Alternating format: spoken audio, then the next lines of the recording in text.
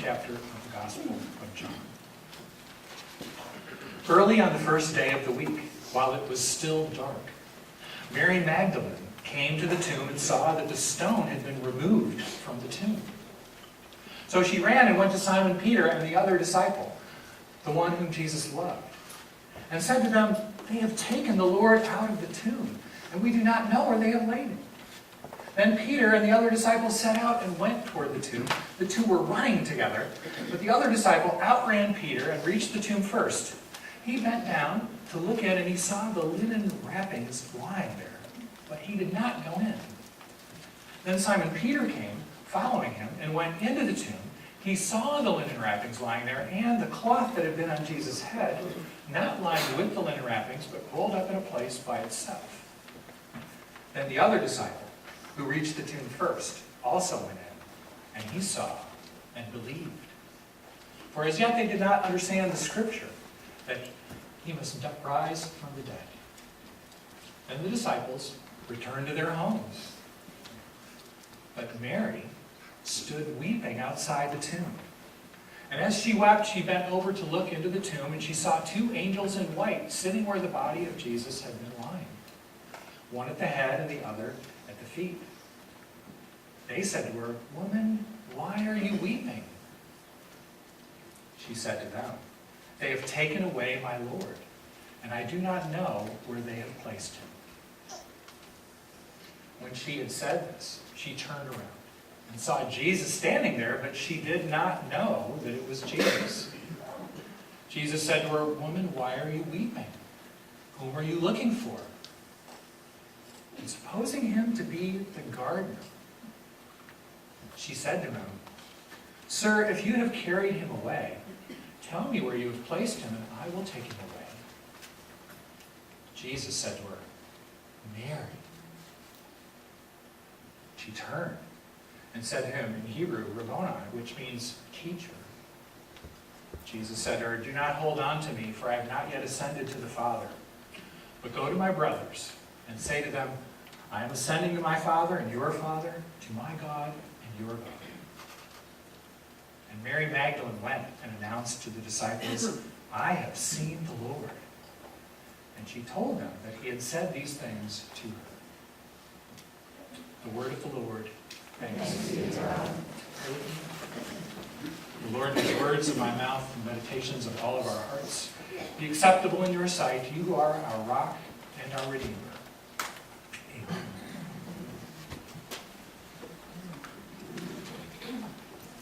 I'll tell you the truth, I have always had a bit of a difficult time with the Easter story. It's a lot to believe, don't you think? Don't you think? Actually, I'm in pretty good company, because Mary wasn't believing it either. Mary isn't expecting anything when she goes to the empty tomb except a body. And she's been following Jesus all these days. I mean, everybody knows that nobody rises from the dead. Nobody. Now, I know that there are people here today who have at the very least have had doubts about this Easter story. I know that there are some who may only be here because if you want to go to Grandma's and have that ham and potato lunch that she cooks every year, you have to come with her to church first. And that's okay. If you're here, I'm glad that's why you're here. But today, I want to talk with you.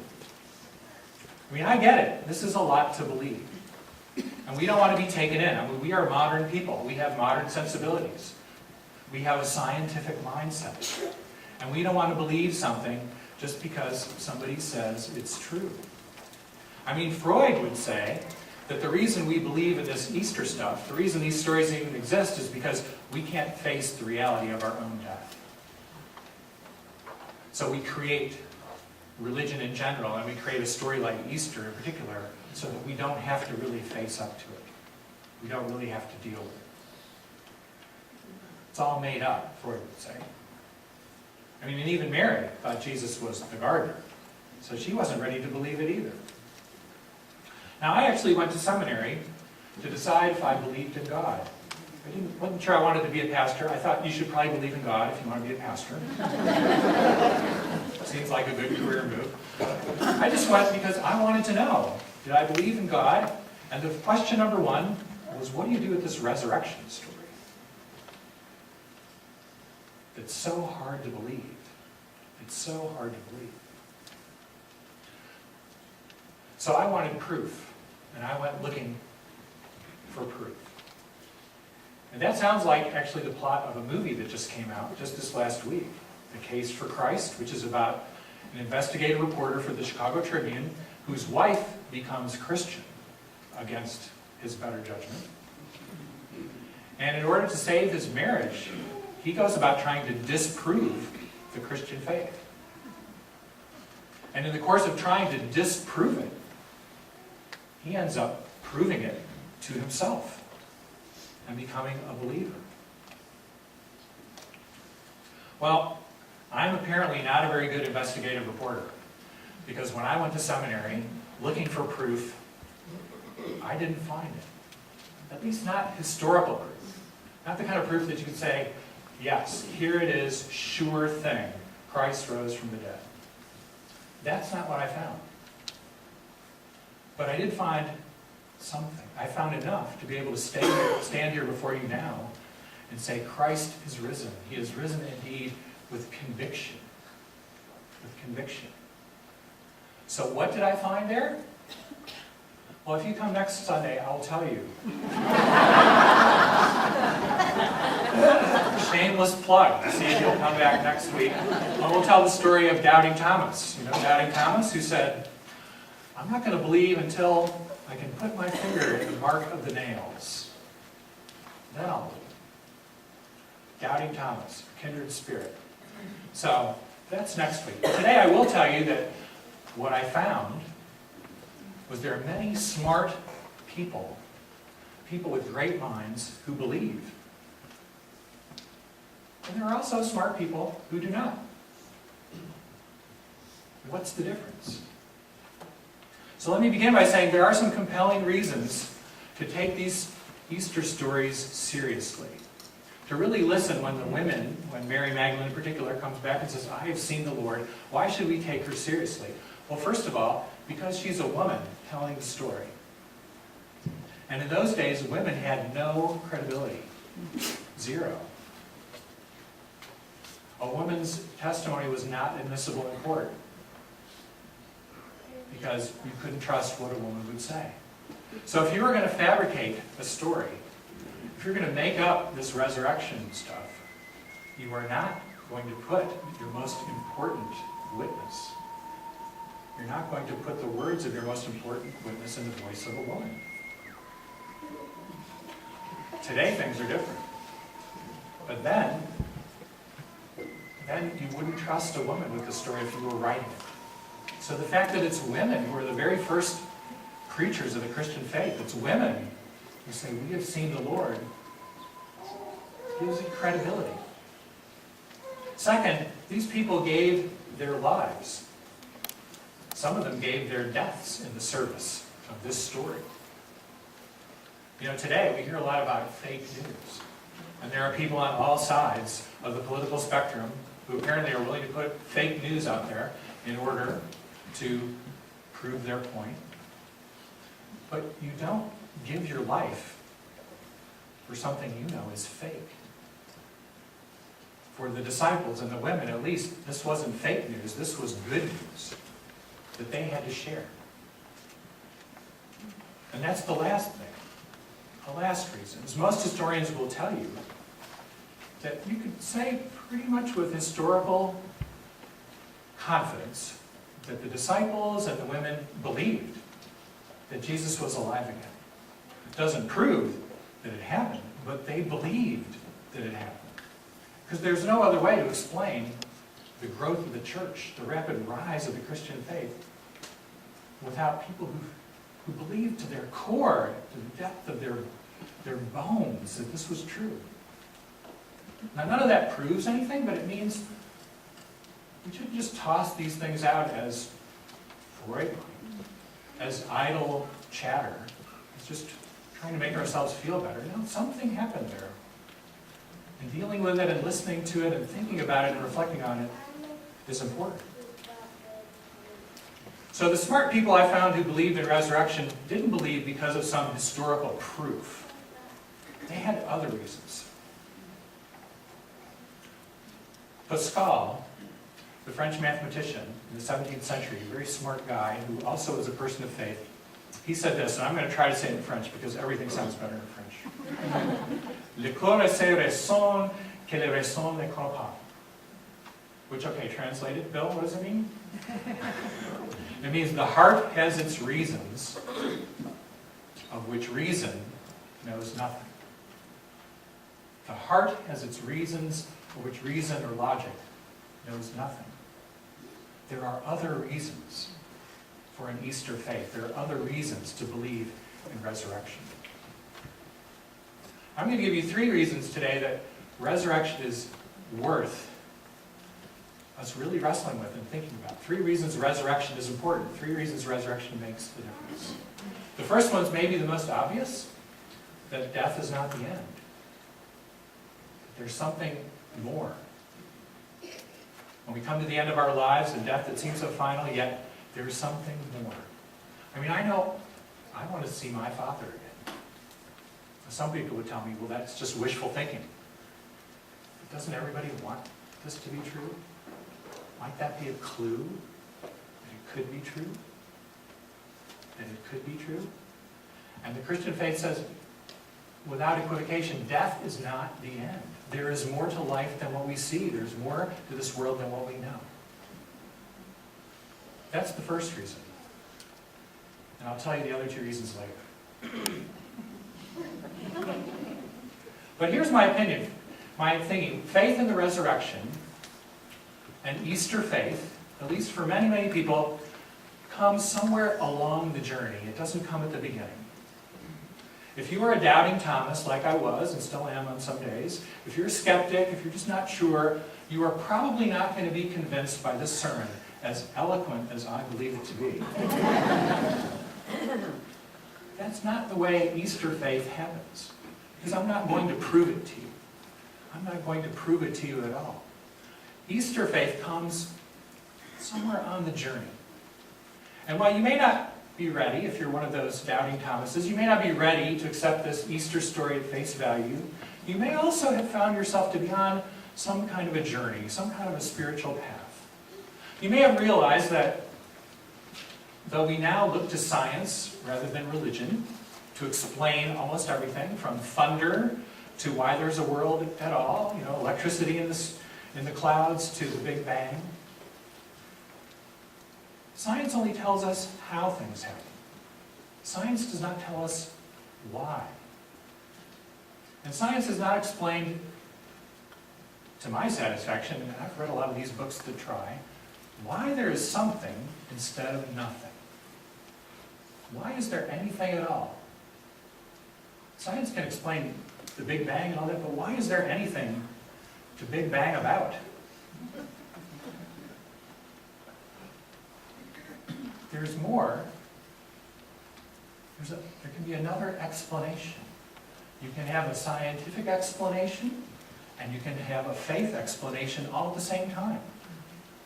Just like you can say that my grandmother's mashed potatoes were particularly delicious because, A, the technical reason, that she spent 2 hours peeling potatoes and mashing them up just right so there was just enough lump left so that it tasted good. Or you could say, my grandmother's mashed potatoes were delicious because she loved all of us enough to spend 2 hours on a busy night doing it for us. They're both true. And you can look at this amazing, beautiful world that we live in and say, on the one hand, scientifically we can explain it, isn't that amazing and wonderful? And there's a loving spirit behind it all. You can say both. To me, we should say both. There are other kinds of spiritual journeys too. You might be wondering if there's a purpose for your life beyond just making a living. You might have lost someone you love. And you think, is this really all there is? Or maybe, could there possibly be more? You may have messed up your life, but good. And you look inside, and there's nothing there to carry on, and you hope, maybe even pray, that there's someone beyond, some source of strength or courage or forgiveness or hope that you can access. Or maybe with all the dangers of this life, all the craziness of it, all the things that may not add up, when your little daughter puts her fist around your little finger and holds it tight, there's something beautiful and wondrous about this life that we have. And you think, maybe there's somebody I should be saying thank you to.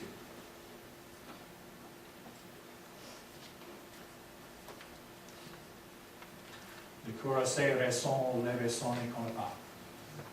The heart has its reasons, of which reasons know nothing. Just like the reporter in the movie who's on an intellectual quest to decide if there's a God. But it's not just an intellectual quest, because this may be the last hope he has to save his marriage. There are reasons of the heart that were in his quest as well. Now, one of the interesting things that the Bible tells us is that the resurrected Jesus only appears to those who followed him, to those who loved him, to those who mourned his loss. No one else. The resurrection of Jesus didn't happen in front of Pilate, like, ta-da, see, you were wrong. No. Does it happen to the religious authorities who didn't really understand who Jesus was, to prove that he was? No. Jesus only appears to those who mourned his loss. So the resurrection of Jesus isn't proof. The resurrection of Jesus is a sign. It's a sign to those who are on that journey, to those who are seeking, to those who want something more out of this life. The resurrection of Jesus is a sign that, yes, love is stronger than death. And yes, the last word God has for us is not death. It's life. And that's why I say that Easter faith in the resurrection, doesn't come at the beginning. It comes somewhere along the way. As you see the little signs that God gives us, that there's something more than what we see, that there's some other spirit at work here. Signs of resurrection, signs of hope coming from despair, of love's triumph over indifference, of life's power, even in the midst of death. Signs of resurrection, signs of life.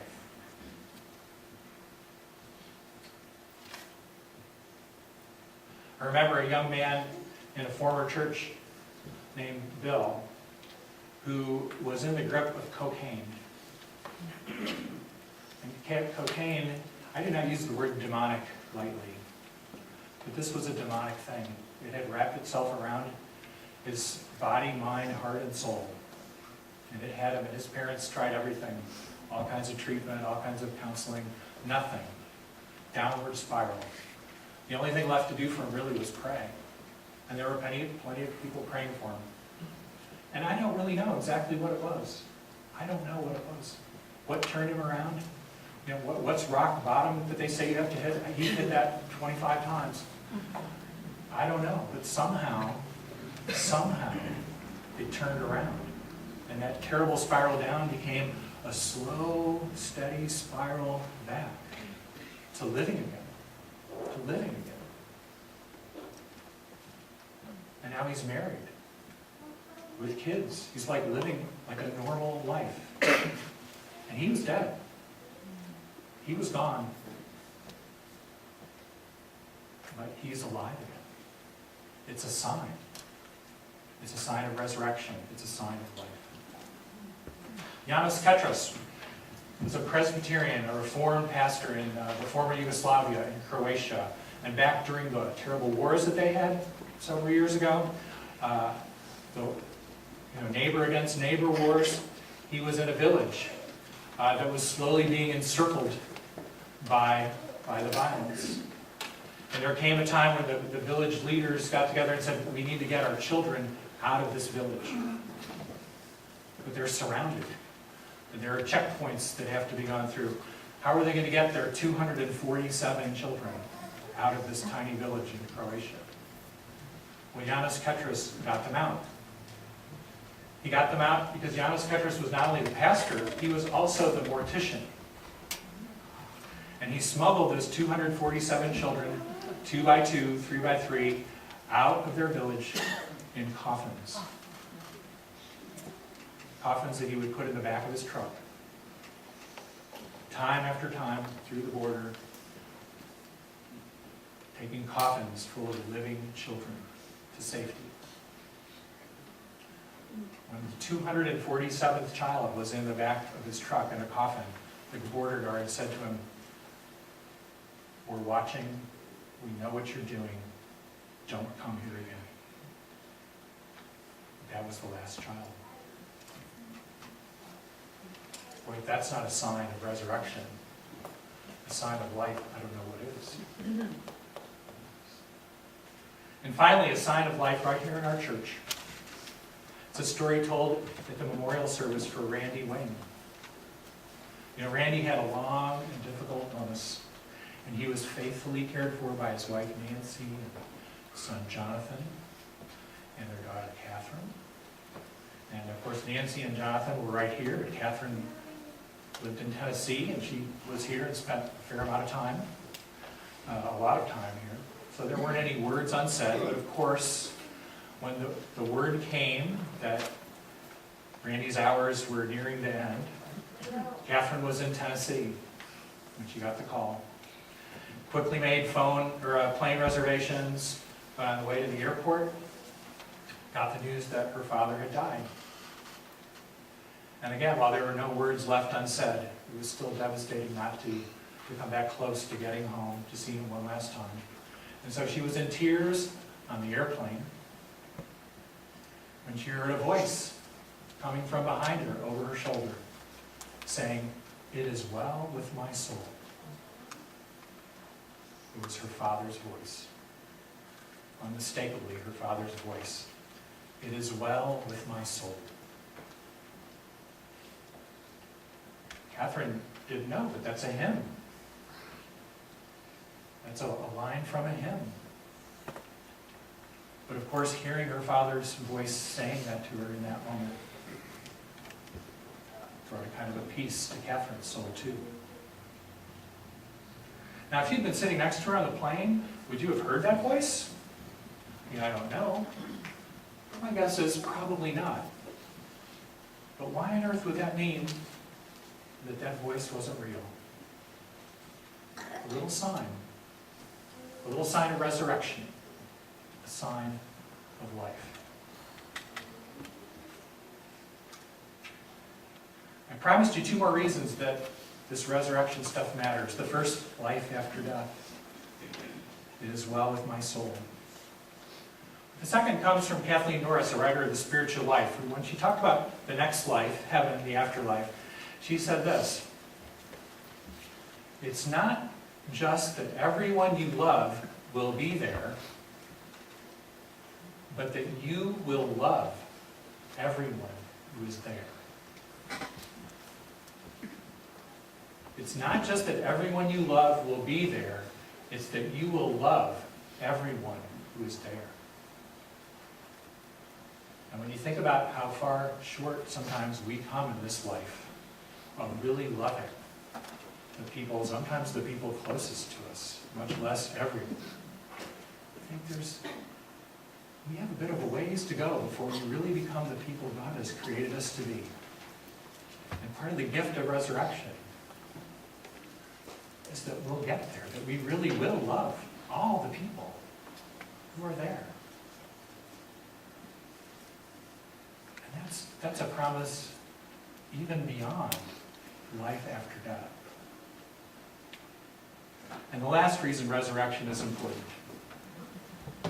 the last reason resurrection is incredibly important, is because we live in a world of chemical weapons. We live in a world of cruise missiles. We live in a world of cancer. And not every story ends in joy. There are too many people whose lives are cut short, too many children who don't get to live the full life they ought. Too many people who never really experience the goodness of life as God intended it to be. And the only way there can be any justice, the only way there can be any redemption for those people who never really got the joyful, the good life that's God's gift, the only way they can know that goodness is if Easter is real.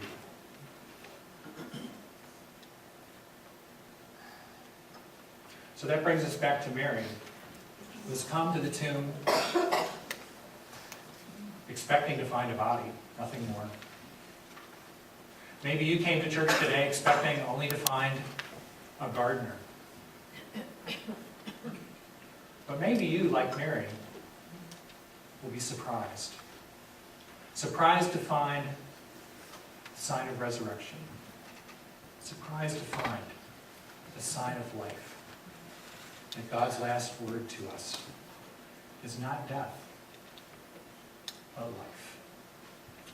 Thanks be to God. In the name of the Father, and the Son, and the Holy Spirit. Amen.